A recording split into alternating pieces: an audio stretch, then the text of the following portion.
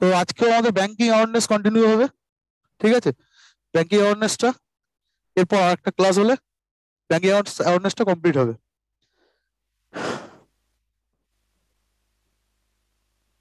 আজকে প্রথমে আমরা জানবো various types bank accounts. Bank account কত রকমের হয়।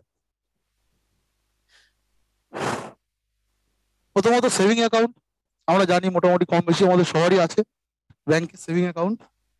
সেই সেভিং অ্যাকাউন্টটা দু রকমের হয়। একটা হচ্ছে basic saving bank deposit account, BSBDA, basic savings bank deposit accounts. আর একটা হচ্ছে basic saving bank deposit accounts small scheme, BSBDS। তাহলে সেভিং অ্যাকাউন্ট মূলত দু রকমের হয়, একটা হচ্ছে BSBDA আর একটা BSBDS। দুটোর মধ্যে ডিফারেন্সটা কি বলছে? BSBDA অর্থাৎ basic savings bank deposit accounts, this account will be considered as a normal bank service. Normal bank service পাওয়ার জন্য আমরা যে অ্যাকাউন্টটা করি, টাকা রাখা, টাকা তোলা, এটিএম এর ব্যবহার জন্য যে অ্যাকাউন্ট আমরা করি সেটাকে বলা হচ্ছে basic saving bank deposit account.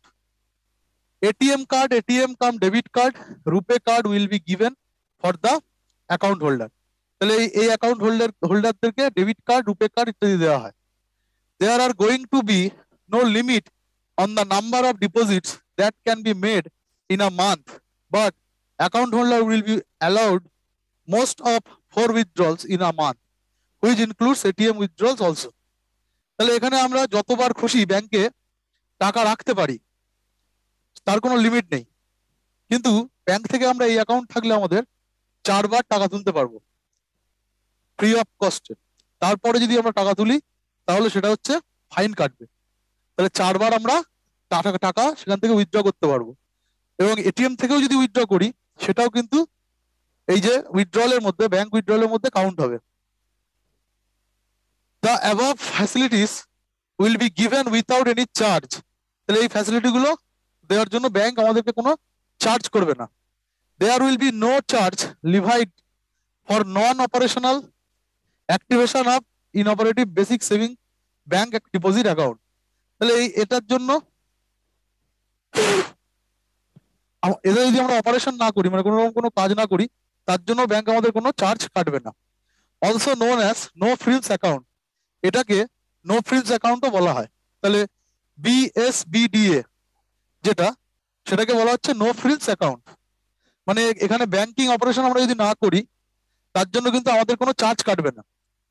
ঠিক আছে, মিনিমাম একটা টাকা রাখতে হয়, সেটাও না রাখলেও চলে এখানে। ঠিক আছে, সেই জন্য এটাকে বলা হয় নো ফ্রিলস অ্যাকাউন্ট। এটা অনেকবার পরীক্ষায় এসছে। নো ফ্রিলস অ্যাকাউন্ট বলতে কি, মানে ব্যাংক যে অ্যাকাউন্টটাকে আমরা যদি অপারেট না করি তার জন্য ব্যাংক আমাদের কোনো চার্জ কাটবে না, মিনিমাম ব্যালেন্স আমাদেরকে মেনটেন করতে হবে না। মূলত ফিনান্সিয়াল ইনক্লুশন, যেমন জনধন অ্যাকাউন্ট যেটা হয়েছিল, জনধন যোজনা, এটা কিসের জন্য হয়েছিল? ফিনান্সিয়াল ইনক্লুশনের জন্য। ওটা একটা কি no frills account.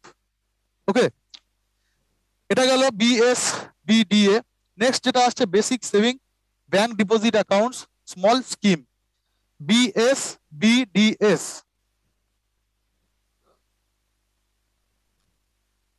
BSBDS, these are accounts with relaxed KYC with a minimum document requirement of self-attested address proof and photograph. এই অ্যাকাউন্টের ক্ষেত্রে কি হয় যে এখানে আমাদের কেওয়াইসির বেশি কাগজপত্র লাগে না, শুধু সেলফ অ্যাটেস্টেড নিজের সই, অ্যাড্রেস প্রুফ আর হচ্ছে একটা ফটোগ্রাফ দিলেই এই অ্যাকাউন্টটা খোলা যায়। মানে কেওয়াইসি রিকোয়ারমেন্টটা এখানে কম, বেশি ডকুমেন্টস এখানে এই অ্যাকাউন্ট খুলতে গেলে লাগে না। Total credit should not exceed 1 lakh rupees year, এখানে 1 লাখের বেশি ক্রেডিট নেওয়া এখানে যাবে না এখান থেকে। Maximum balance should not exceed rupees 50,000 at any time, তাহলে 50,000-এর বেশি টাকা আমরা একবারে সেখানে রাখতে পারবো না। Cash withdrawals and transfers must not exceed rupees 10,000 in a month. এখানে ক্যাশ তোলা মানে পয়সা তোলা বা ট্রান্সফার করা কাউকে, সেটা 10,000-এর বেশি করতে আমরা পারবো না। এখানে অনেকগুলো কি আছে, রেগুলেশনস আছে। যেহেতু কম ডকুমেন্ট নিয়ে এই অ্যাকাউন্টটা খোলা হয় বেসিক ব্যাংক সার্ভিস দেওয়ার জন্য, সেই জন্য এত কিছু রেগুলেশন বা রুলস এখানে আছে, লিমিটেশন এখানে এগুলো। Remittance from the foreign account can not be credited to this account without completing normal KYC formalities. এবং যদি বিদেশ থেকে আমাদের কেউ আত্মীয় স্বজন কেউ টাকা পাঠায় আমাদেরকে, সেই অ্যাকাউন্ট এই অ্যাকাউন্টে কিন্তু আমরা সেই টাকা গ্রহণ করতে পারবো না। বিদেশ থেকে যে টাকাটা পাঠায় সেটাকে রেমিটেন্স বলা হয়। তাহলে বিদেশ থেকে যদি কেউ আমাদের ওই অ্যাকাউন্টে টাকা পাঠায়, সেটা কিন্তু আমরা এই অ্যাকাউন্টে গ্রহণ করতে পারবো না যতক্ষণ না পর্যন্ত আমরা নর্মাল কেওয়াইসি করছি। কেওয়াইসির জন্য যে যে ডকুমেন্টস গুলো, অ্যাড্রেস প্রুফ, আইডি প্রুফ ইত্যাদি, প্যান কার্ড ইত্যাদি যে ডকুমেন্ট গুলো লাগে, সেগুলো যতক্ষণ না ডকুমেন্টেশন করছি, এই অ্যাকাউন্টে কিন্তু আমরা ফরেন অ্যাকাউন্ট থেকে কোনো টাকা বা রেমিটেন্স আমরা গ্রহণ করতে পারবো না। ঠিক আছে, এই লিমিটেশন গুলো মনে রাখতে হবে পরীক্ষায়। এই লিমিটেশন থেকেও কোশ্চেন আসতে পারে। ঠিক আছে, যে 1,00,000 রুপিস তার বেশি ক্রেডিট নেওয়া যাবে না, ম্যাক্সিমাম 50,000 টাকার বেশি একবারে রাখা যাবে না, একটা সময় 50,000 টাকাই রাখতে হবে, মানে 50,000 টাকা ক্রস করলে হবে না এই অ্যাকাউন্টে। ম্যাক্সিমাম আমরা 50,000 টাকা অবধি রাখতে পারি। উইথড্রলের ক্ষেত্রে 10,000-এর বেশি আমরা কিন্তু উইথড্রল বা ট্রান্সফার কাউকে করতে পারবো না। কাউকে যদি টাকা পাঠাতে চাই বা আমরা যদি টাকা তুলতে চাই, সেটা 10,000-এর বেশি আমরা করতে পারবো না। ঠিক আছে, আর হচ্ছে রেমিটেন্স, ফরেন রেমিটেন্স আমরা এখানে গ্রহণ করতে পারবো না। তাহলে সেভিং অ্যাকাউন্ট মূলত এই দুই ধরনের হয়, একটা হচ্ছে basic saving bank deposit accounts, আর একটা basic saving bank deposit account small scheme.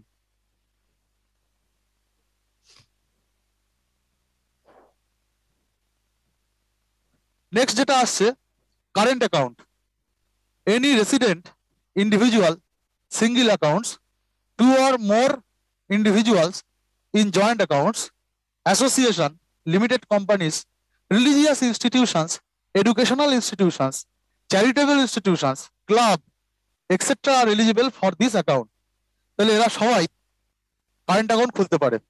কোনো club, charitable institution, educational institution, religious institution, কোনো কোম্পানি, ঠিক আছে, অ্যাসোসিয়েশন কোনো একটা, বা দুজন বা তার বেশি মিলে জয়েন্ট অ্যাকাউন্ট বা ইন্ডিভিজুয়াল রেসিডেন্টের account, single account, current account খোলা যায়।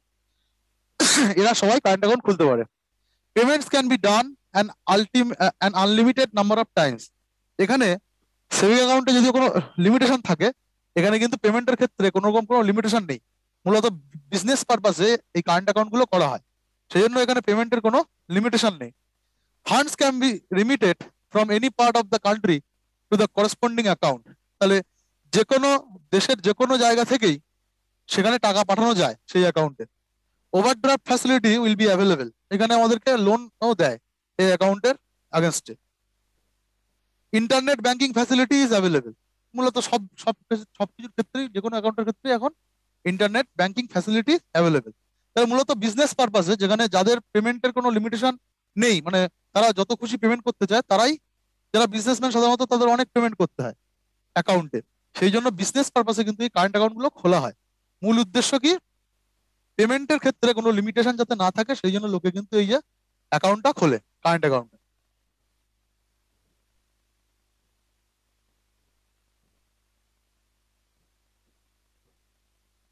নেক্সট যেটা আসছে আমাদের থার্ড, রেকারিং ডিপোজিট অ্যাকাউন্ট। তাহলে সেভিং অ্যাকাউন্ট গেল, সেভিং অ্যাকাউন্ট দু রকমের হয় আমরা জানলাম। তারপরে হলো কারেন্ট অ্যাকাউন্ট। এদের দুটোকে একসাথে বলা হয় ডিমান্ড ডিপোজিট। ঠিক আছে, একসাথে কি বলা হয়, ডিমান্ড ডিপোজিট। মানে যখনই আমরা ডিমান্ড করি সেভিং অ্যাকাউন্ট থেকে বা কারেন্ট অ্যাকাউন্ট থেকে, আমরা কিন্তু টাকা তুলতে পারি, সেই জন্য ওদেরকে বলা হয় ডিমান্ড ডিপোজিটস। এরপরে আসছে আমাদের ফিক্সড ডিপোজিট বা টার্ম ডিপোজিট। টার্ম ডিপোজিটের মধ্যে একটা আছে ফিক্সড ডিপোজিট, আর একটা হচ্ছে রেকারিং ডিপোজিট। তাহলে 3 নম্বরে আমরা প্রথমে জানবো রেকারিং ডিপোজিট অ্যাকাউন্ট কি জিনিস। Recurring deposits refer to an account that provides the facility of a saving a small amount of money for a certain period and also earn a high interest rate. তাহলে saving account, current অ্যাকাউন্টে আমরা যখন খুশি টাকা তুলতে পারি বলে bank আমাদেরকে সেভিং অ্যাকাউন্টে এবং কারেন্ট অ্যাকাউন্টে বা ডিমান্ড ডিপোজিটে আমাদেরকে ইন্টারেস্ট রেট খুবই কম দেয়, সামান্য দেয়। কিন্তু রেকারিং ডিপোজিট বা ফিক্সড ডিপোজিট, এগুলো আমাদের একটা নির্দিষ্ট টাইম অবধি ব্যাংকে রেখে দিতে হয়, সেটা আমরা যখন খুশি তুলতে পারি না।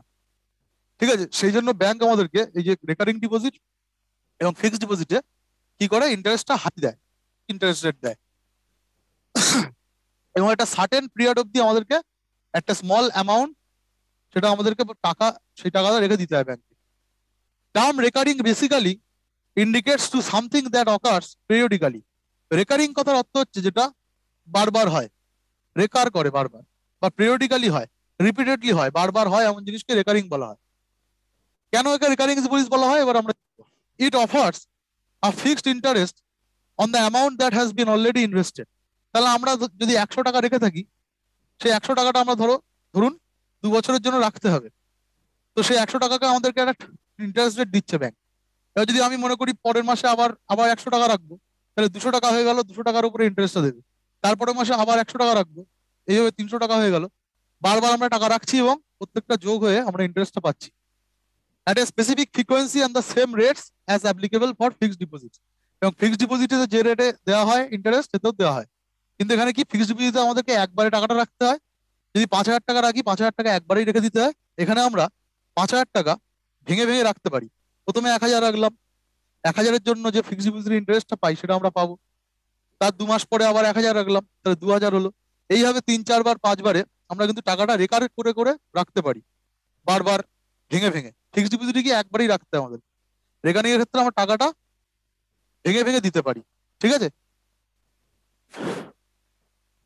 FDs, the interest rate offered on the recurring account usually varies in a range 3.5% to 8.5%। তাহলে বিভিন্ন ব্যাংকের বিভিন্ন রেকারিং ডিপোজিটের ক্ষেত্রে বিভিন্ন ব্যাংক বিভিন্ন ইন্টারেস্ট রেট দেয়। সেটা মূলত 3.5% থেকে 8.5%-এর মধ্যে থাকে ইন্টারেস্ট রেটটা, depending on the bank as well as it also varies according to the period of deposit. তাহলে ব্যাংকের উপর ডিপেন্ড করে বা ডিপোজিটের সময়ের উপরেও ডিপেন্ড করে। যত বেশি সময়ের জন্য আমরা রাখবো তত বেশি পার্সেন্টেজ আমরা ইন্টারেস্ট পাবো, যত কম সময়ের জন্য রাখবো তত কম পার্সেন্ট আমরা ইন্টারেস্ট পাবো। The minimum time period for a deposit in this account can be 6 months and the maximum is 10 years। এটা ভেরি ভেরি ইম্পর্টেন্ট একটা পয়েন্ট। তাহলে রেকারিং ডিপোজিটে আমরা সবচেয়ে কম 6 মাসের জন্য টাকা রাখতে পারি, তার নিচে আমরা রাখতে পারবো না, রেকারিং ডিপোজিট করা যায় না। আর সবচেয়ে বেশি 10 বছরের জন্য রাখতে পারি। The period for a recurring account is classified into 3 types as given below। Short term tenure, এই যে রেকারিং অ্যাকাউন্ট সময়কাল অনুযায়ী 3 ভাগে বিভক্ত। Short term tenure, the period usually ranges between 6 months to 1 year। তাহলে 6 মাস থেকে 1 বছরের মধ্যে জন্য যদি আমরা রাখি সেটাকে short term tenure recurring deposit বলা হচ্ছে।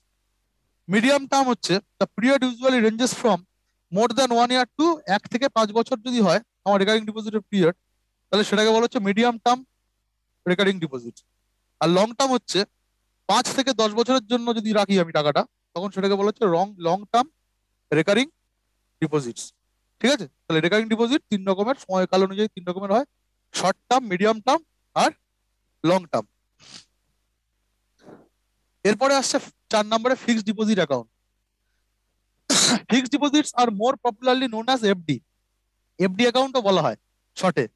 ইট is a type of financial instrument that is provided by banks which offers an even higher rate of interest on the deposit made by an account holder। এটা সবচেয়ে বেশি interest bank আমাদেরকে দেয় আমাদের যদি মানে ফিক্সড ডিপোজিট অ্যাকাউন্ট থাকে, as compare to a saving account until the period of maturity. তাহলে এর একটা ম্যাচুরিটি পিরিয়ড থাকে। আমি যদি 10 বছরের জন্য রাখি, তো 10 বছর পর আমি গিয়ে টাকাটা পাবো ইন্টারেস্ট সহ। আমি যে ক্যাপিটালটা রেখেছি 10 বছরের জন্য, 10 বছর পর গিয়ে আমি ক্যাপিটালটা উইথ ইন্টারেস্ট ফেরত পাবো। তাহলে ফিক্সড ডিপোজিটের একটা ম্যাচুরিটি পিরিয়ড থাকে।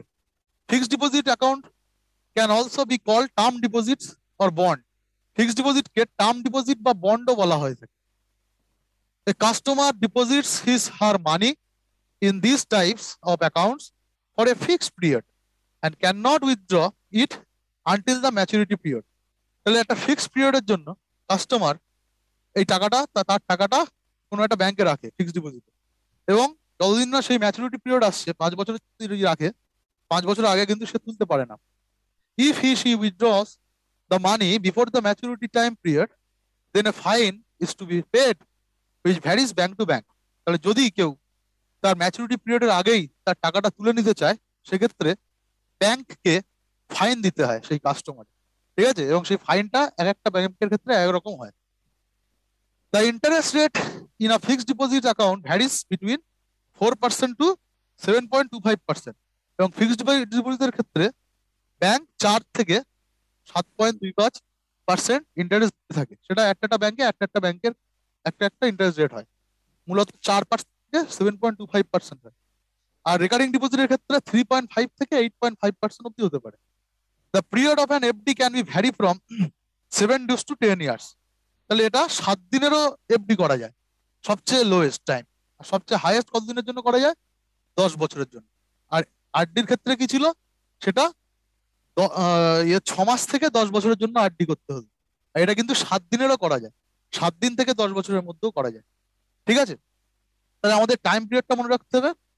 আর এর সাথে যে ডিফারেন্সটা, ফিক্সড ডিপোজিট এবং রেকারিং ডিপোজিটের যে পার্থক্যটা মূলত, সেগুলো আমাদের পরীক্ষার জন্য ইম্পর্টেন্ট। এবং ফিক্সড ডিপোজিটকে টার্ম ডিপোজিট বা বন্ডও বলা হয়, বন্ডও বলা হয়ে থাকে। এইগুলো থেকে কোশ্চেন গুলো আসে পরীক্ষায়। ঠিক আছে,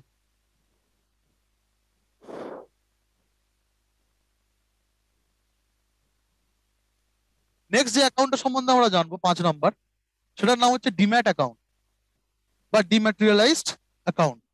ডিম্যাট অ্যাকাউন্ট সেটা কি আমরা জানি। বলছে used to conduct stress free transaction on the shares. তাহলে কেউ যদি শেয়ার, কোনো একটা কোম্পানির শেয়ার কিনতে চায়, তখন সে কিসের মাধ্যমে কিনবে? তখন তাকে এই অ্যাকাউন্টটা করতে হবে, ডিম্যাট অ্যাকাউন্ট। তাহলে শেয়ার কেনা বেচার জন্য আমাদের একটা অ্যাকাউন্ট দরকার হয়। আমরা যা কাস্টমার, তারা যদি শেয়ার কিনতে চাই বা শেয়ার বিক্রি করতে চাই, তার জন্য যে অ্যাকাউন্ট আমাদের লাগে সেটাকে বলা হচ্ছে demat account. An individual, non resident Indian, foreign institutional investors, foreign national, corporate, trust, clearing house, financial institution, clearing member, mutual funds, bank and other depository account. তাহলে এরা সবাই করতে পারে ডিম্যাট অ্যাকাউন্ট। ঠিক আছে, for opening this account an individual has to fill up form.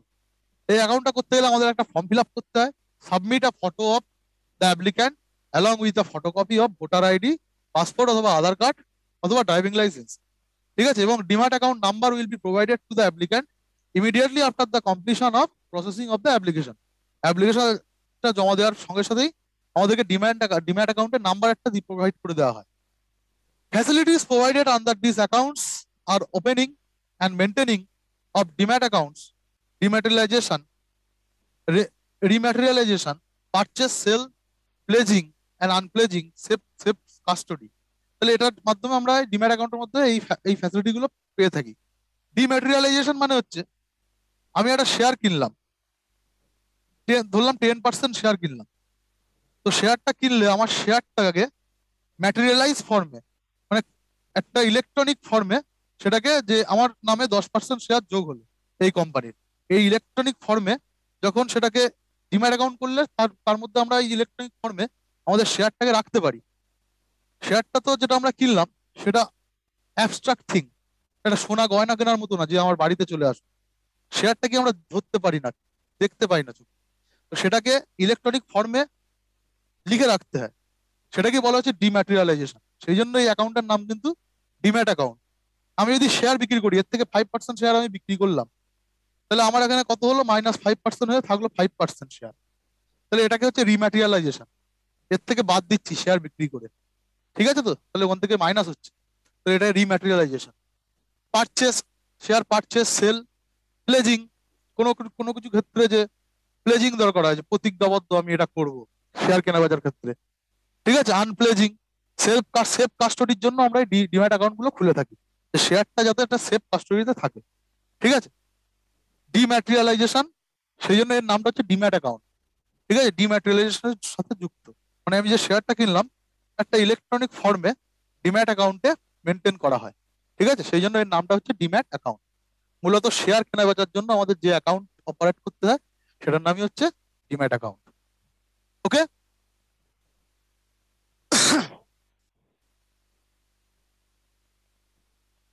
Next যেটা আসছে, NRI accounts, non resident of India. তাদের তাদের যদি আমাদের দেশের কোনো ব্যাংকে অ্যাকাউন্ট করে, তখন সেটাকে বলা হয় NRI account. There are different types of bank accounts for Indian origin people living outside India.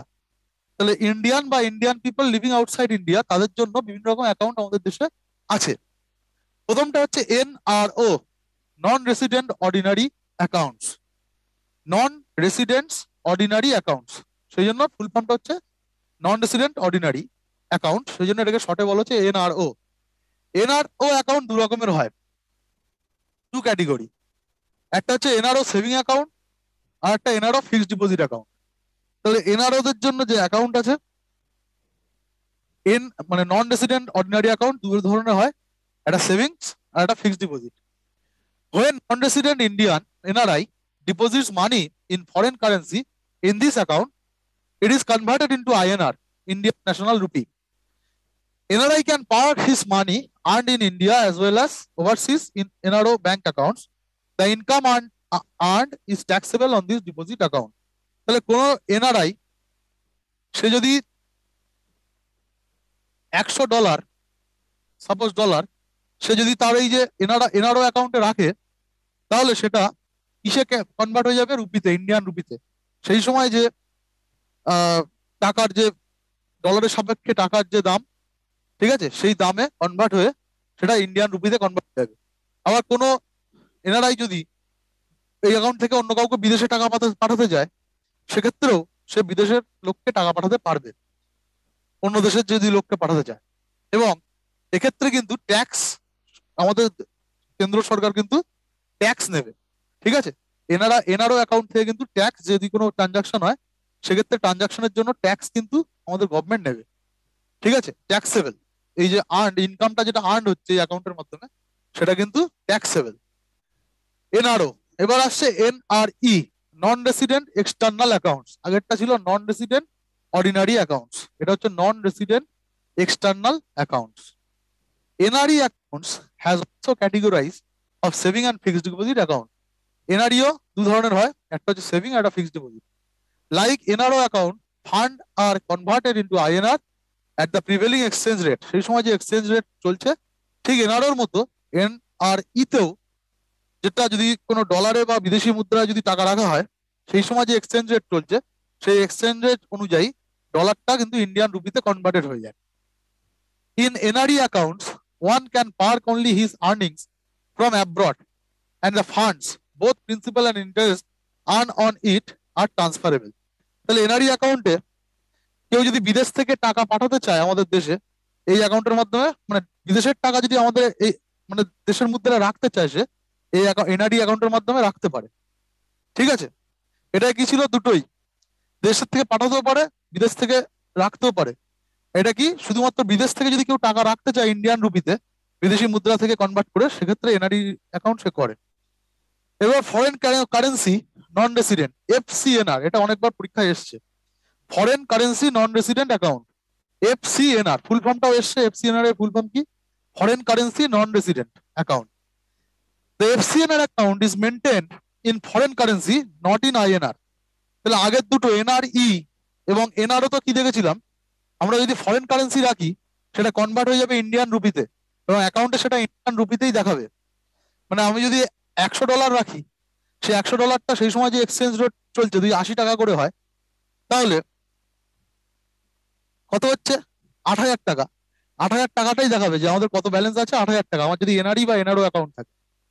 কিন্তু FCNR অ্যাকাউন্টে আমি $100 রাখলে আমাকে $100ই দেখাবে, এটা কিন্তু ইন্ডিয়ান রুপিতে কনভার্টেড হয় না। FCNR হচ্ছে এটাই পার্থক্য NRE এবং NRO থেকে।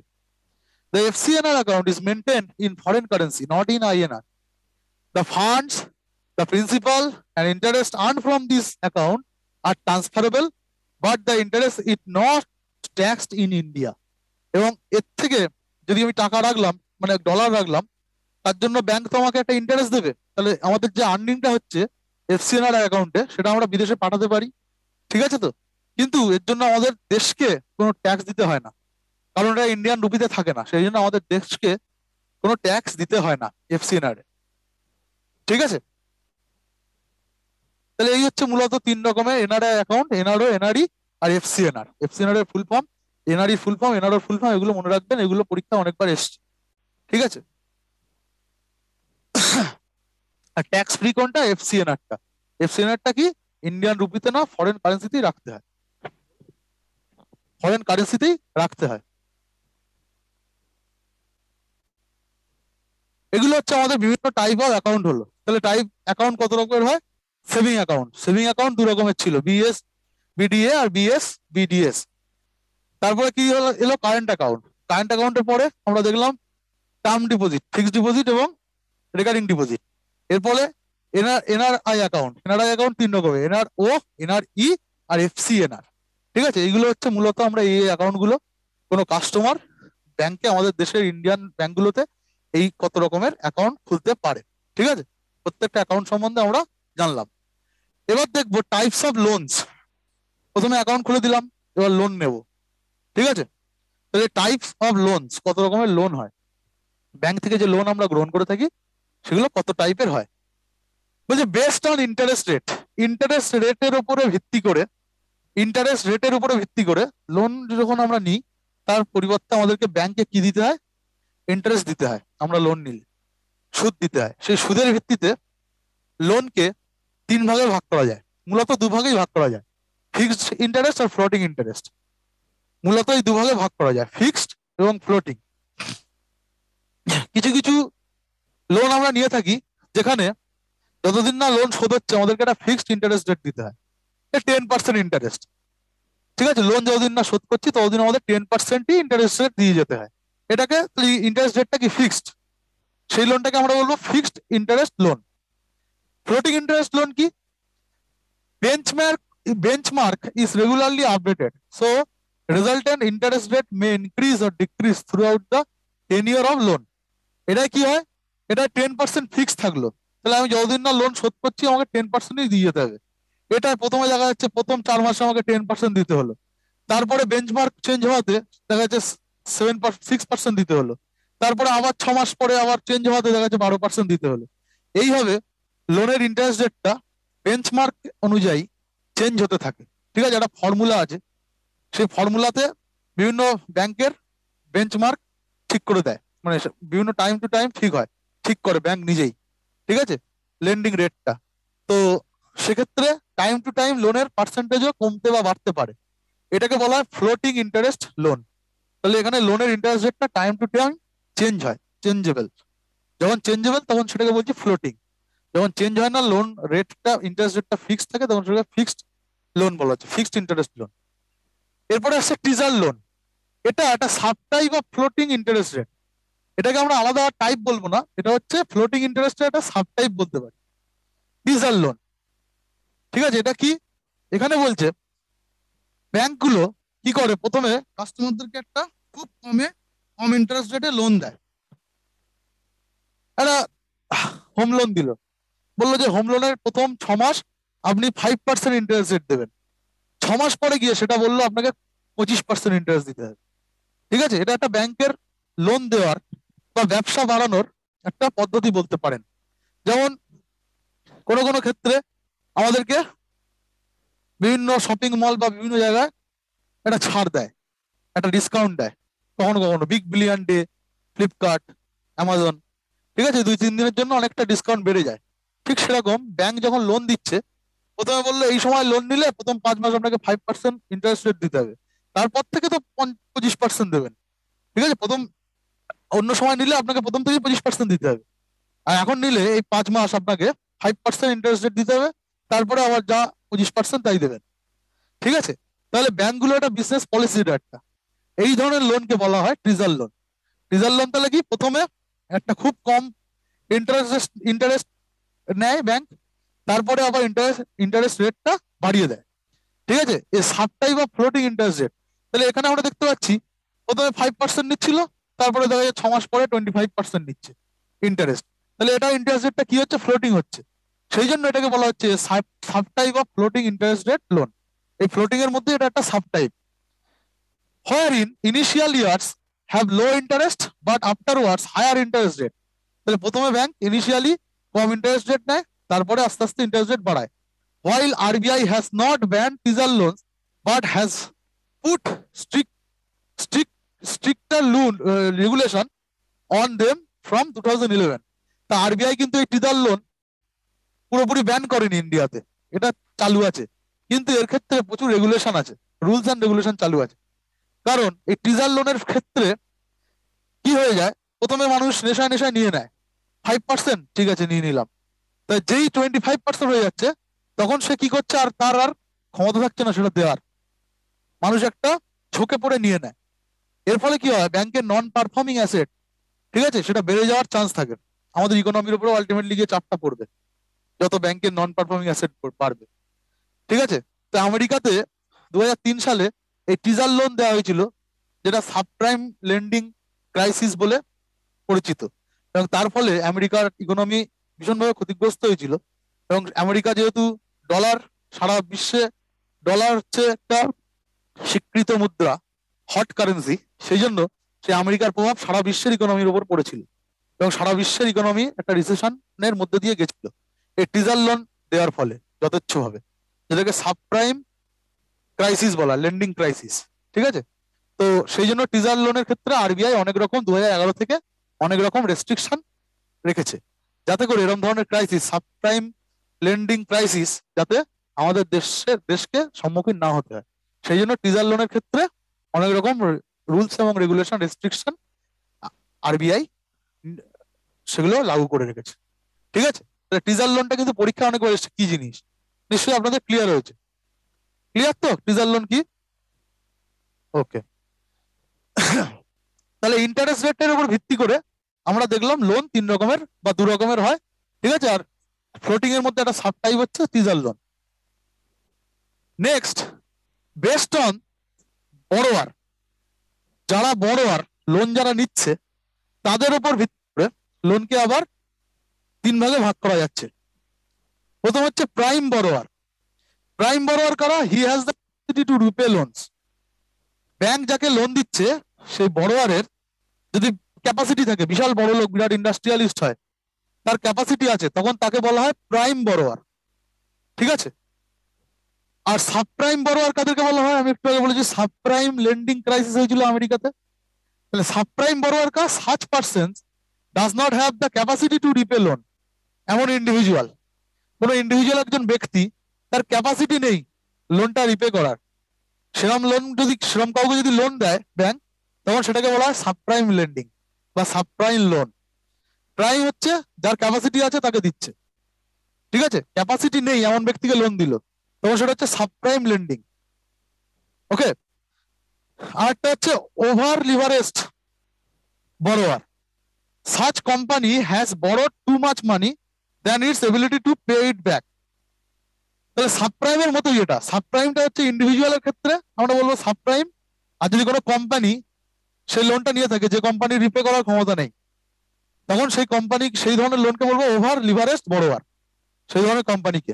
আর লোনটাকে বলবো ওভার লিভারেজড লোন, মানে কোম্পানির ক্ষেত্রে নামটা চেঞ্জ হয়ে যাচ্ছে, over leveraged.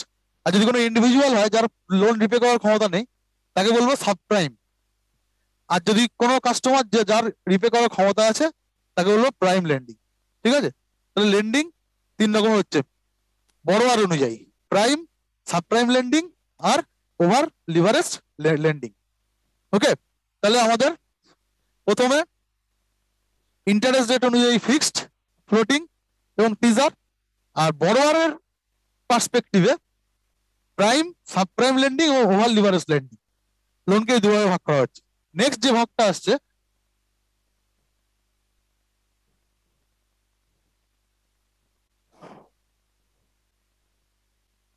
Based on collateral. আচ্ছা, কোল্যাটারাল মানে কি? কোনো একটা ব্যাংক, সেই ব্যাংকে আমরা যদি লোন নিতে যাই, লোন নিতে যদি ওই ব্যক্তিটা যায়, তখন ব্যাংক তাকে, তার কাছ থেকে কি করে, কিছু কিছু ক্ষেত্রে, কিছু লোনের ক্ষেত্রে ব্যাংক তার কাছ থেকে কোনো কিছু একটা মর্টগেজ রাখতে বলে, যেটাকে ইকোনমিক ভাষায় বলা হচ্ছে কোল্যাটারাল। যেটাকে মর্টগেজ রাখতে বলছে তাকে বলা হচ্ছে কোল্যাটারাল। বললো আপনি সোনা রাখতে হবে, বা আপনার কোনো ব্যাংকে এত টাকা রাখতে হবে, তাহলে আপনি এত টাকা লোন পাবেন। ঠিক আছে, যেটা যদি সে লোন শোধ না করে, ব্যাংক সেই টাকা, সেই জিনিসটা নিয়ে নিতে পারবে। বাড়ি বন্ধক রাখতে হবে, ঠিক আছে, এরকম এগুলোকে বলা হয় কোল্যাটারাল। তাহলে কিছু লোন দেওয়া হয় কোল্যাটারাল, আবার কিছু লোন ব্যাংক প্রোভাইড করে ব্যক্তিকে, যেগুলোর জন্য ব্যাংক কোনো কোল্যাটারাল নেয় না, কোনো কিছু কোল্যাটারাল সে নেয় না ব্যাংক। ঠিক আছে, তাহলে কোল্যাটারাল কি জিনিস বোঝা গেল? এই কোল্যাটারালের ভিত্তিতে লোন 2 রকমের হয়, একটা হচ্ছে সিকিউরড লোন আর একটা আনসিকিউরড লোন। তাহলে যখন ব্যাংক কোনো কিছু কোল্যাটারাল হিসেবে নিচ্ছে, কোনো কিছু বন্ধক নিচ্ছে কোনো ব্যক্তিকে লোন দেওয়ার জন্য, তখন সেটাকে বলা হয় সিকিউরড লোন। ব্যাংক এক্ষেত্রে সিকিউর, কারণ সে যদি লোন রিপে না করে, তার সেই বন্ধক দেওয়া জিনিসটা বিক্রি করে ব্যাংক কিন্তু তার টাকাটা তুলতে পারবে। তাই জন্য লোনটা সিকিউর। আর যে ক্ষেত্রে যে লোনগুলো ব্যাংক কোনো রকম কোনো মর্টগেজ বা কোলাটারাল না নিয়ে কোনো ব্যক্তিকে দেয়, সেই লোনকে বলা হয় আনসিকিউরড লোন। ঠিক আছে? তাহলে secured loans are those loans that require collateral. যে লোনগুলোতে কোলাটারাল দিতে হয় ব্যাংককে, বা ব্যাংক জমা রাখে কোলাটারাল, তাদেরকে বলা হয় সিকিউরড লোন। যেমন home loan, loan against property, gold loan. এই সব কিছুর ক্ষেত্রে আমাদের গোল্ড লোনের ক্ষেত্রে আমরা গোল্ডটা দিয়ে রাখি, তার বিনিময়ে ব্যাংক আমাদের টাকা দেয় গোল্ডের ভ্যালুয়েশনের উপরে। হোম লোনের ক্ষেত্রেও তাই। লোন প্রপার্টি, যদি প্রপার্টি জমা রেখে আমরা লোন নিই, সেটাও সব কোলাটারাল মানে সিকিউরড লোন। ব্যাংকের ক্ষেত্রে এগুলো বিক্রি করে, লোন যদি আমরা শোধ না করি, ব্যাংক ওগুলো বিক্রি করে তার টাকাটা তুলতে পারে। Unsecured loans are the type of loans that do not require collateral. এটা হচ্ছে আনসিকিউরড লোন, যেটার ক্ষেত্রে কোনো কোলাটারাল ব্যাংক রাখে না।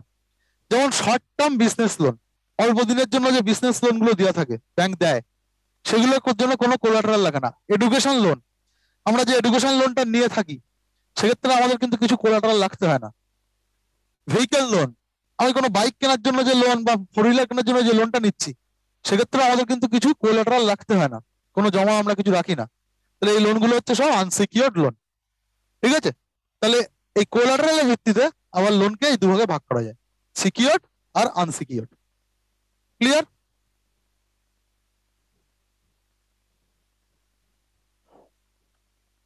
তাহলে এগুলো ছিল আমাদের টাইপস অফ লোন।